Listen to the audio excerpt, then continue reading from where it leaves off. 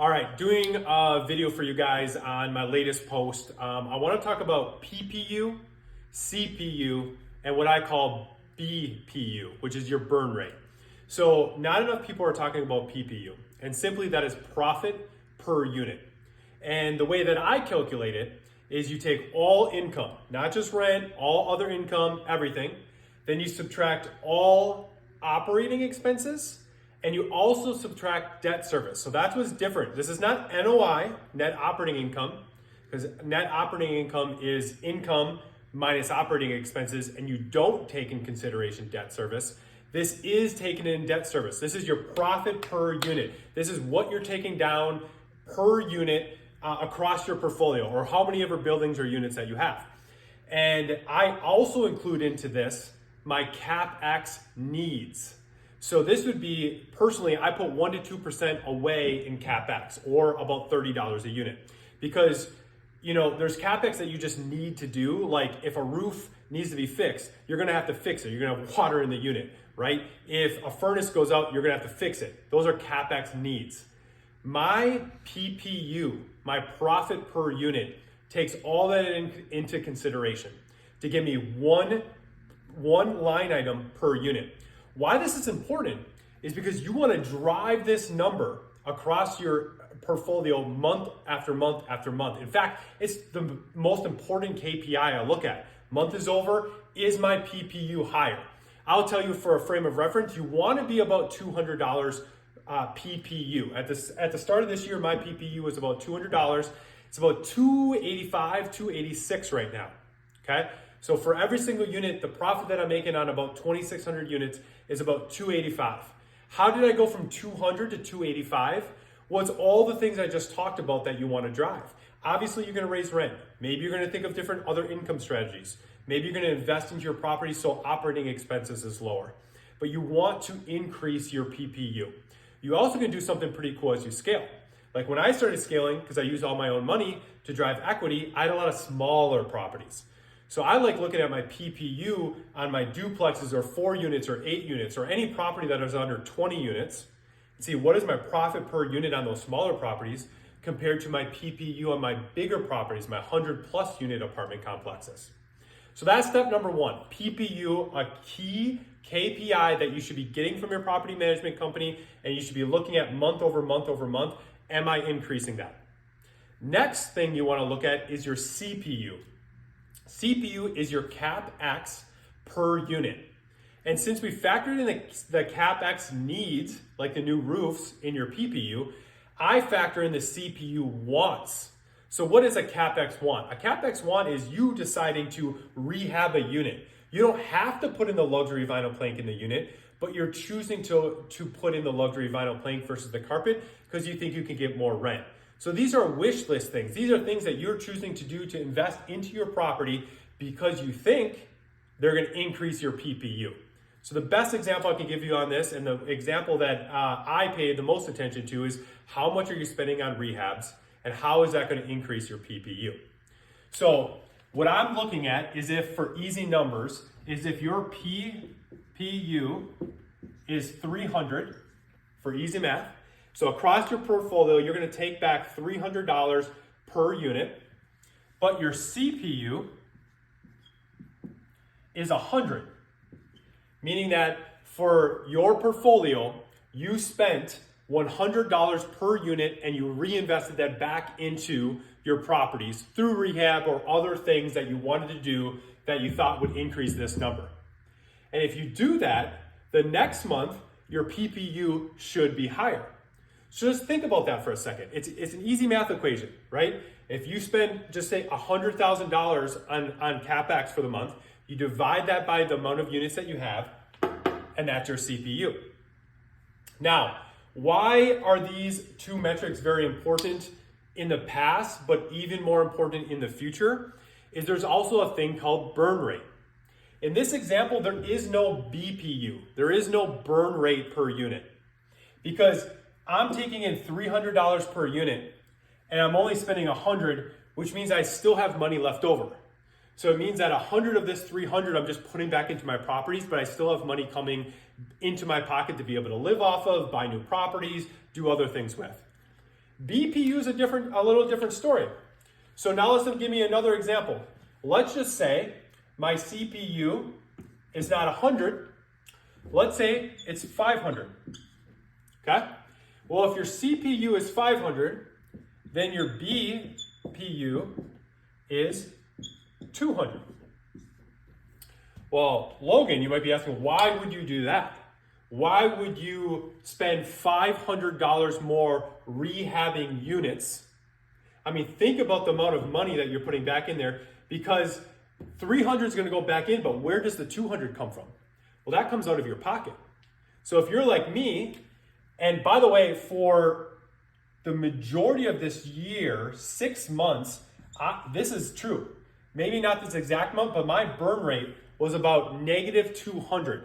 So on 2,600 units, that's a little over 500,000. So I think 520K. So I am burning through $500,000 a month. Or if you're on a duplex, apply it this way. Why would I do that? So I want you to think about your portfolio for a second. And bear with me. Come back up to here. If you were at $300 PPU and you had 100, and then you were going to go buy an apartment complex. And let's say the apartment complex, or even a duplex, had a PPU of 50. You might be Logan, like if it's a duplex, it's $100 cash flow. In the last 5 years, that's probably realistic because you're buying things over asking price, or you're buying at a high amount, so cash flow is pretty small. So your profit per unit might have been only $50. And if it's on a duplex, that would mean you'd only bring it in 100.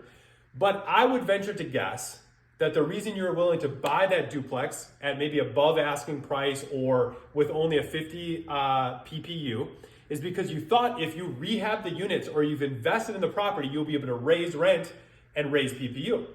So in this case, let's say that your CPU was 100. So if you had $50 PPU and 100 CPU on this duplex, you would have a burn rate of $50. Okay?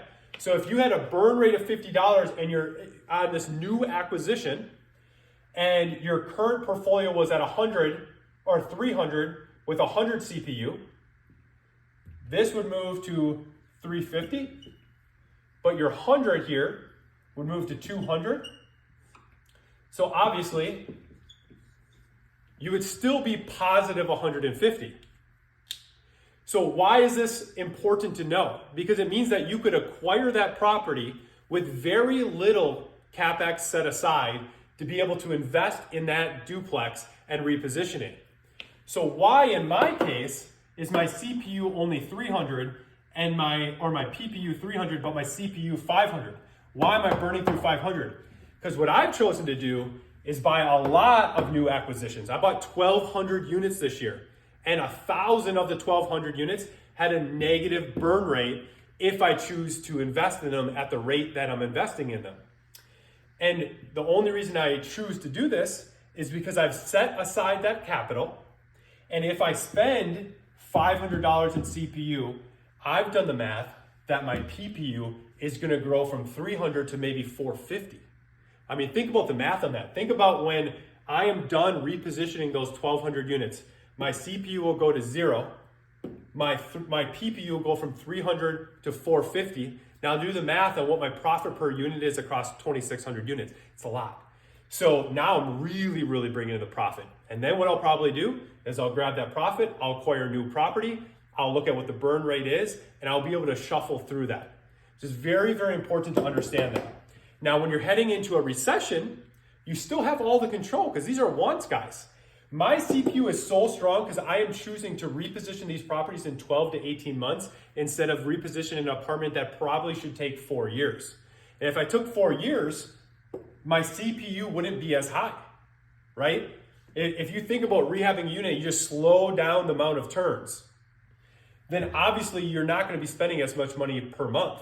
You're going to take let's just say if you're going to spend $120,000, if you take that across 4 years, it's not a lot of CPU.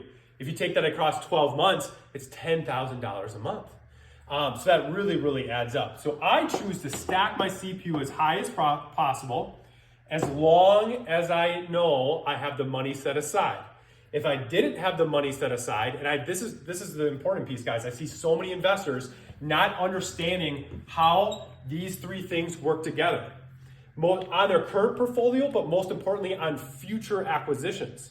As we head into the recession, you need to understand if you're in a burn rate situation. I understand that I'm burning through $200 a month per unit to a tune of $520,000 per month. I understand that I want to do that because I have the money set aside and it's going to significantly increase my PPU. If I'm going to buy another acquisition, I need to think about two things. I need to think about, am I okay with this buying a property with a burn rate?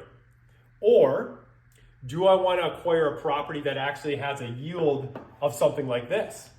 Because if I have a yield of positive 150, that is going to reduce my current acquisition's burn rate.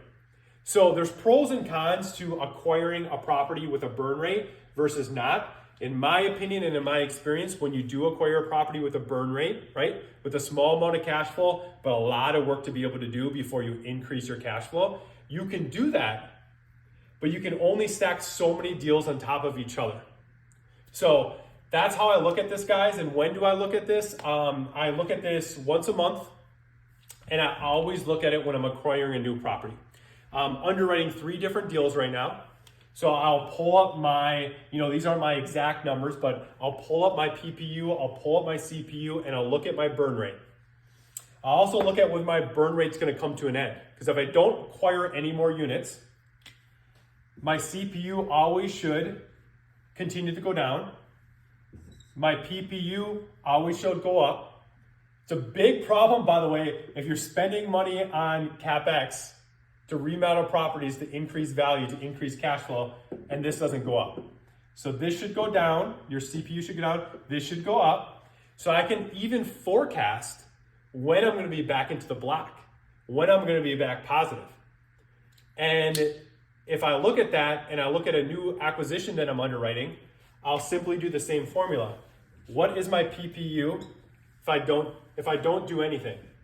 Okay? $50 a unit. All right. Do I need to rehab it or don't I need to rehab it? Let's say I do need to rehab it. How fast do I want to rehab it? And what is that going to do for my CPU? How much do you think I'm going to spend and for how long? Usually for me, my latest acquisition or my biggest acquisition this year is 626 units. I projected to have a burn rate of about $100 per unit for the first 12 months, then about even for the next 6, then positive for about 100 over the next 6 after that, and then it gets really fun. Then my PPU really explodes. But just knowing that, right, for future acquisitions, I can now time it all out, and you should too.